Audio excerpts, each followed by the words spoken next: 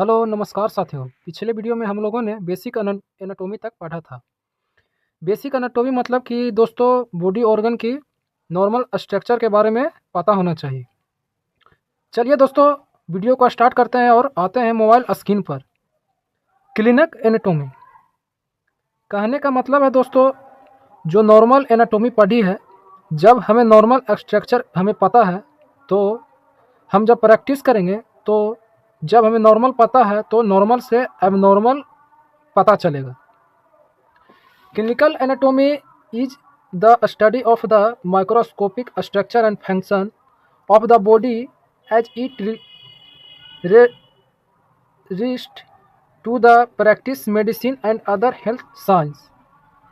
जब basic anatomy को जब क्लिनिक प्रैक्टिस के ऊपर पेशेंट के साथ नॉर्मल से एबनॉर्मल क्या हुआ, नॉर्मल से डिविएटेड क्या हुआ, यानी हार्ट के नॉर्मल स्ट्रक्चर पता है, जब आप पेशेंट के ऊपर अप्लाई करेंगे तो पेशेंट को हार्ट का प्रॉब्लम है, जहां एनाटॉमी स्ट्रक्चर है उसमें प्रॉब्लम आ गया तो अगर बॉडी ऑर्गन की स्ट्रक्चर में प्रॉब्लम हो रहा है तो उसके एनाटॉमी बिगड़ रही है। अगर बॉडी ऑर्गन की फंक्शन में प्रॉब्लम हो रहा है तो उसके फिजियोलॉजी बिगड़ रहा है। तो अगर बॉडी ऑर्गन के स्ट्रक्चर में एबनॉर्मलिटी आ रही है तो नॉर्मल से एबनॉर्मल आ रही है, डिविएट हो रहा है, तो वह कैसे पता चलेगा? डायग्नोस्टिक टेस्ट द्वारा। जैसे हम बायोप्सी करते हैं तो कोई ट्यूमर हो गया है, तो बॉडी के अंदर को गांठ हो गया है, तो उसकी एक लिविंग टिश्यू को निकाल कर लैब में ले जाते हैं। लैब कौन सी? जहां बायोप्सी करते हैं। पैथोलॉजी जहां बायोप्सी की जांच करते हैं उसे पैथोलॉजिकल लैब कहते हैं। तो उसके अंदर पता चलेगा कि नॉर्मल है कि एबनॉर्मल है। अब आगे है दोस्तों approach to the study of gross anatomy. कहने का मतलब हो गया दोस्तों, मतलब मोटे तौर पर देखना है। Regional anatomy. Regional anatomy body के अलग अलग रीजन जैसे head region, neck region, trunk region, upper limb, lower limb region. अब है दोस्तों सिस्टमेटिक एनाटॉमी, मतलब बॉडी की ऑल सिस्टम की स्टडी। जैसे दोस्तों हो गया डाइजेस्टिव सिस्टम हो गया, रिस्पिरेटरी सिस्टम हो गया, रिप्रोडक्टिव सिस्टम हो गया, इत्यादि और सिस्टम हो गया दोस्तों। जैसे कि अब है दोस्तों एनाटॉमी। एना माने अप, टोमी माने कटिंग। जब हम लोग दोस्तों बॉडी ऑर्गन की नॉर्मल स्ट्रक्चर की स्टडी करते हैं तो उसे एनाटॉमी कहते हैं। अब है दोस्तों फिजियोलॉजी।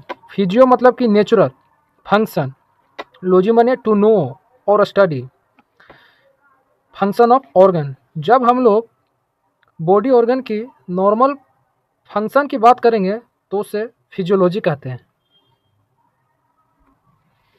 अब है दोस्तों एम्ब्रियोलॉजी। जो भ्रूण होता है, शुरुआती जब फर्टिलाइजेशन होता है, फर्टिलाइजेशन से लेकर शुरुआती 8 वीक तक का जो स्ट्रक्चर होता है उसको एम्ब्रियो कहते हैं। Embryology the first 8 week of development after fertilisation of a human egg. तो जो शुरुआती 8 वीक तक का जो स्ट्रक्चर होता है उसे एम्ब्रियो कहते हैं, और एम्ब्रियो के स्टडी को ही एम्ब्रियोलॉजी कहते हैं दोस्तों। Developmental biology the complete development of an individual from fertilisation to date.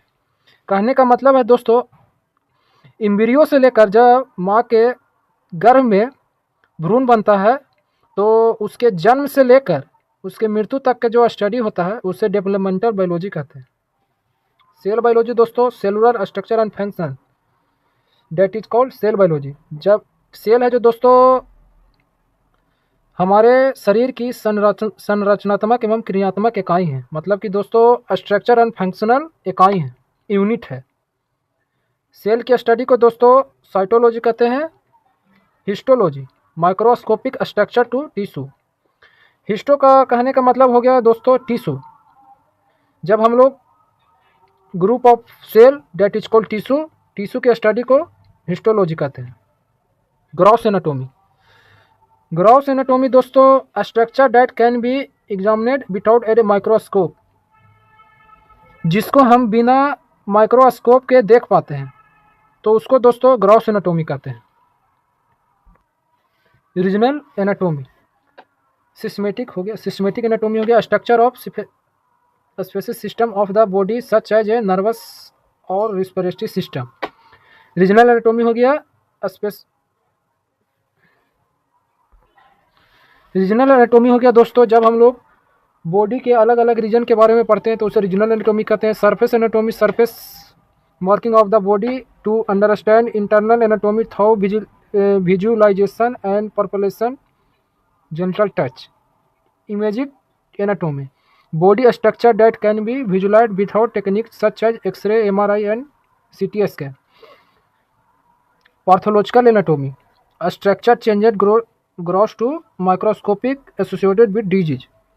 जब किसी व्यक्ति को डिजीज हो गया हो तो उसमें जो नॉर्मल स्ट्रक्चर है उसमें चेंजेज आया है तो उसको पैथोलॉजी में स्टडी करेंगे। पार्थ मतलब कि दोस्तों डिजीज से संबंधित है।